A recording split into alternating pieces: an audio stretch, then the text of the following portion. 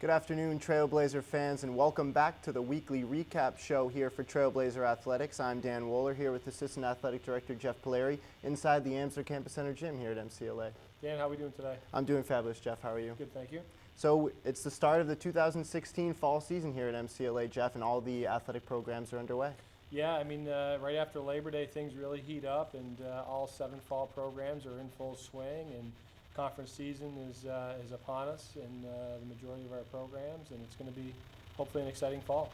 Right, so we'll begin with men's soccer. They just hosted the Chow Classic this weekend here at Shoecraft Field, and they played 2 very different games on Saturday and Sunday. Let's go over those. Yeah, the Chow Classic is a fantastic community event. The Chow organization raises money for some high school scholarships, which is a great cause. But MCLA played certainly a tale of 2 games. They opened with a resounding win over Johnson State on Saturday, jumped out to a real big lead in the first half and cruised to an 8-0 victory. And then on Sunday, they played a very talented UMass Boston team who's nationally ranked. Unfortunately, things didn't go our way. We fell 6-0, but certainly just a tale of 2 different days for the Trailblazers. Definitely, and a player to look out for would be, for men's soccer, would be captain Jesse Moore. Let's go over his performance. Yeah, so some interesting stats from Jesse. Jesse had 1 goal entering his senior season. He got 2 goals early this week in a non-conference game against Western Connecticut, and he carried that over with another goal against Johnson on Saturday. So 3 goals on the week for him, tripled his career output. Obviously a little different role getting up front, but nice to see him get on the board early, and hopefully it's a sign of things to come with league play on the horizon. Yeah, great. Hopefully it's foreshadowing the rest of his season. And now on to women's soccer. They played 2 games, both non-conference. They had an overtime win against St. Joseph's and then lost to Skidmore. Let's go over those games. Yeah, so early on in the season, they sit at 1-1-1 throughout. It's been a little bit of a struggle to score, but the 1 goal came off the foot of Marissa Sprague against St. Joseph's, Connecticut in overtime. Golden goal, her first career goal. She's primarily been a defender, so it was nice to see her get the game winner the other day at St. Joe's. The Skidmore game, again, very tough non-league opponent. Skidmore certainly controlled play.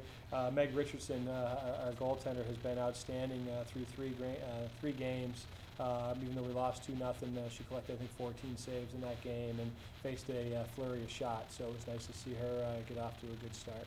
And for the women's volleyball side, they swept a tri-match, and that kind of broke a downward slide that they were facing early on this season. Yeah, they started the year with some really high expectations coming off of last year's success. And as we know in the sports world, last year only gets you so far. You're only as good as your last day. And Trailblazers start off, we were 1-5 heading into this past weekend, and nice to see them finally get a pair of wins. They beat Norwich 3-0, and then they won a tight 5-setter against Linden, which 5-setters haven't been kind to us here in the early season. We've dropped a few of those, so it's nice to see them get on track.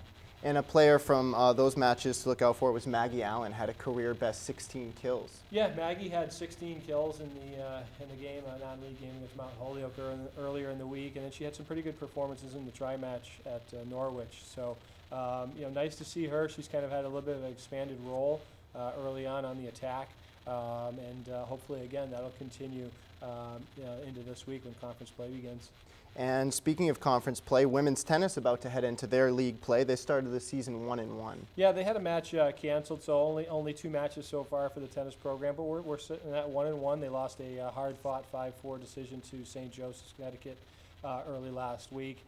They got a busy week on tap. They have a non-league match with Worcester State on tap for tomorrow at the complex, and then they begin NAC play, trying to compete for a playoff berth. They'll begin that on Wednesday with Linden State, and then they have Green Mountain over the weekend on the road. So a chance for them to hopefully get off to a good start in the NAC and see where they stand as the chips begin to fall.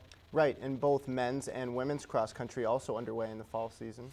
Yeah, and again, like I said in the opener, I mean, everything's kind of in full swing. The men's and women's cross-country programs have had a pair of meets so far. Nice to see some progression out of Chris Gamble on the men's cross-country side. Had a very solid first meet, and then had a spectacular second meet. He finished 3rd up at Castleton with a much deeper field from the opening meet. So hopefully the future is bright for Chris, and hopefully those times will continue to improve a little bit as he heads into the deeper part of his schedule. Certainly, and men's golf also underway, hosting a 10-team tournament locally in Pittsfield, right? Yeah, so it's going to be a neat event. It's one of the last year we held this event. I think we had six programs competing. This year we're up to 10. It's going to be an opportunity for us. We're actually going to put in 2 teams. We're going to have all 9 of our players competing down at Berkshire Hills Country Club in Pittsfield. So it should be a really fun day. There's some quality New England opponents coming in. The weather's supposed to be pretty good, which always helps. And it should be a really good day, a really busy day. And hopefully for a very young golf team, we've had a lot of turnover, a lot of new faces off of last year's roster to this year.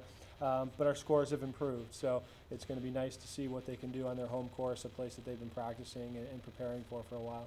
And let's see what's ahead for some programs. So we'll begin with men's and women's soccer. What's their schedule look like? Yeah, men's soccer has got a non-league tilt with Cobleskill on tap on Wednesday, and then they'll begin conference play heading to defending regular season champion or tournament champion Bridgewater State on Saturday, which will be a really tough opener for them.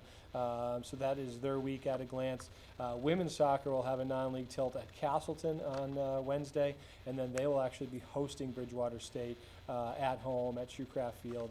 So it'll be a great opportunity, hopefully, for them to make a little noise here early on in the conference. Right, and for women's volleyball, they have their home opener as well as their MASCAC opener coming this week. Yeah, kind of unique. Usually you have the home opener before the conference opener, but that didn't work out this way for volleyball. So they got Westfield State tomorrow here in the Campus Center gym. Should be a great matchup.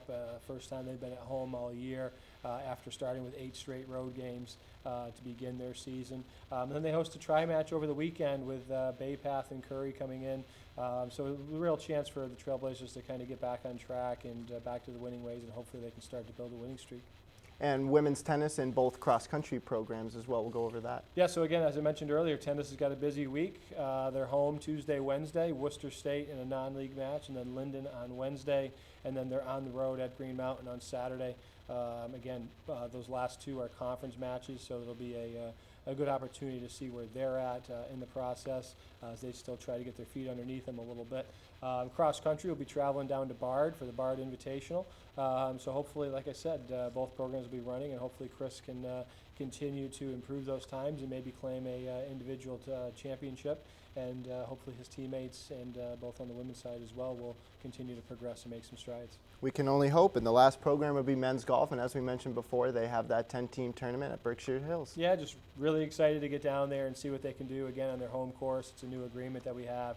They're able to use the practice facilities and getting a more repetitious approach going in. So I'll be interested to see how they do this week. And that will do it for this week, for the first week of this season. For myself, Dan Wohler, and Assistant Athletic Director Jeff Polari, I'd like to thank all of you at home for watching. And remember to check us out on all of our social media pages, MCLA Athletics. Thanks for watching.